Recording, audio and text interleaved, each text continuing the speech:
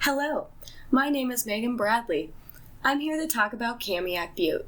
This video is an overview of Kamiak Butte, including geological history, climate, biome, a field report, and lastly, if Kamiak Butte can support wolves again. Kamiak Butte is located on the eastern side of Washington State in the Palouse region. Pangaea was the beginning structure for the world we know today. Pangaea, the supercontinent, broke up around 175 million years ago because of plate tectonics. Plate tectonics is when continental plates move relative to each other, causing mountains to form along with causing earthquakes and volcanoes. With plate tectonics, Kamiak Butte shifted and became an oceanfront property. This ancient seafloor became the top structure of Kamiak Butte.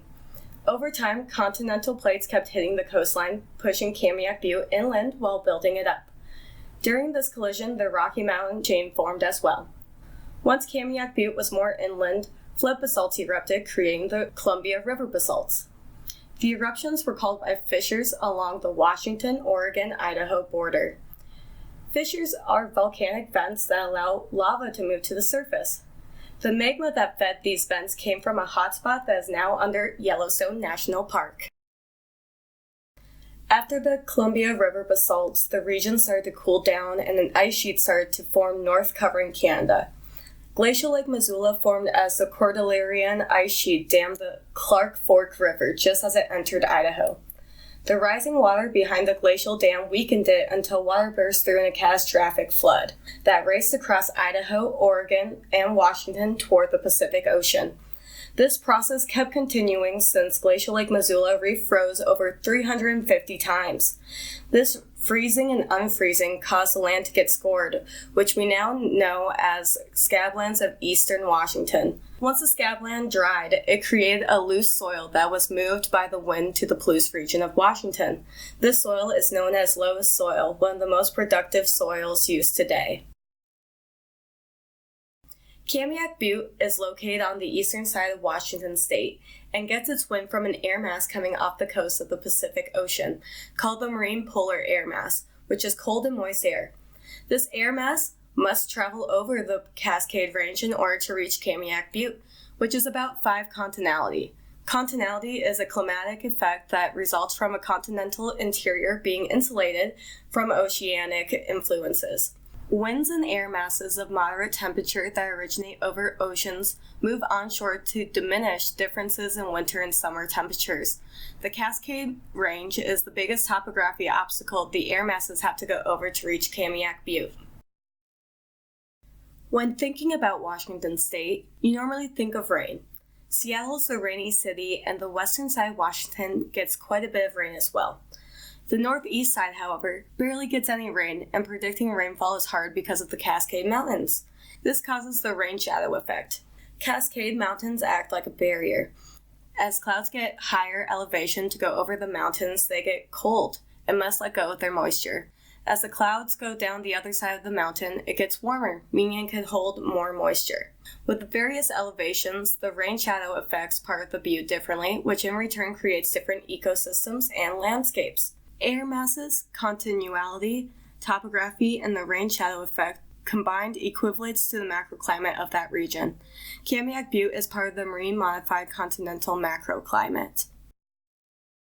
The warmest months get up to 85 degrees, whereas the colder months get down to 15 degrees Fahrenheit. It doesn't get as cold or warm here as places like the Midwest because of the marine polar air mass. That's diminishing the differences between summer and winter. Kamiak Butte has 2 different aspects that you can see clearly. The north side is filled with a lot of forested trees, whereas the south side barely has any trees and has mostly shrubs. A biome is an area of the planet that can be classified according to the plants and animals that live in it.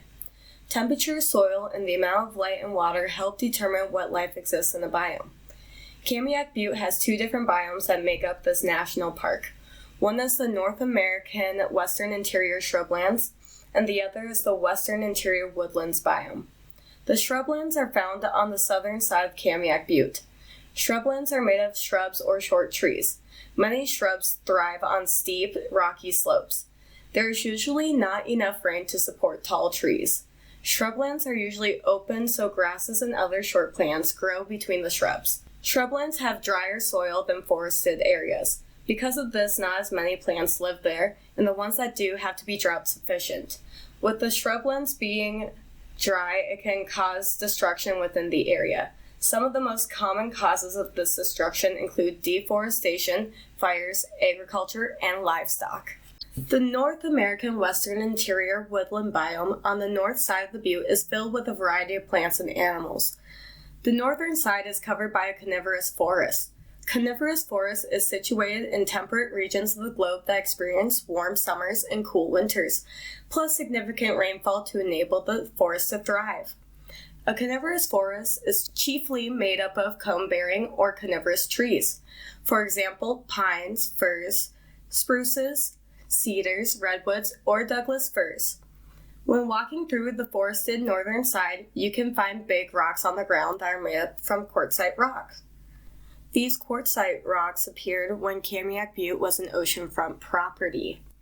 Overall, Kamiak Butte is very active from the different ecosystems that the biomes bring. The different topography on the sides of the biome make each side a different and wonderful environment to explore. Now that we talked about the overall biomes of the butte, let's talk about what was found there during a field report. There are two important things to look at when doing a field report. It's the overstory and the understory.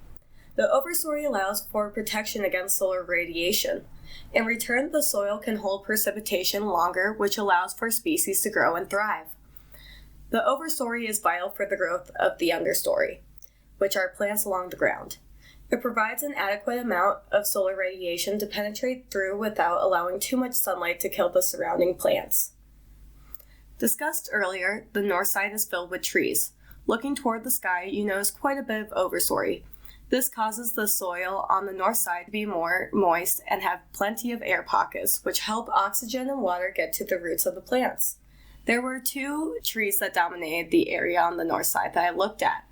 The two species of tree were ponderosa pine and Douglas fir. They were both dispersed throughout the area instead of clumped together, which allowed for the overstory to not be dense. The understory on the north side was packed with various plant species. Two species that dominated the area was ocean spray and nine branch. Both these species weren't dispersed but rather patchy, where the sunlight flowed in the most. Both species are categorized as tall shrubs. The overall coverage of the north side is packed. There's plenty of trees and other plant species that make up the beautiful and dense forest on the north side of Kamiak Butte. On the south side, however, there was barely any overstory from the neighboring ponderosa pine, since they were dispersed far from each other, making Site 2 fully exposed to sunlight. Since the south side's trees were dispersed far from each other, this caused a non-existent overstory, which means that the soil was dry and hard from too much solar radiation. Because of this, the south side held quite a bit of heat, which in return caused fires on the south side, since precipitation was missing.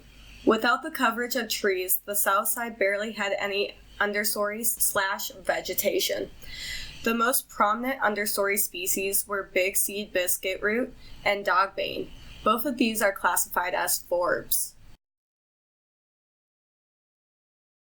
Now we're going to get into our special topic on if wolves can return to Kamiak Butte.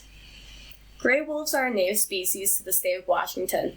They can be found all over the state, but because of human interactions, the gray wolf population almost became extinct by the 1990s.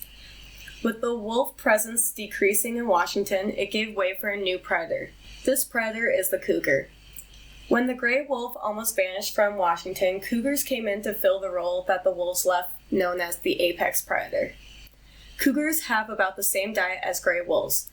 The gray wolf is a carnivore. They prey upon medium and small-sized herbivorous animals.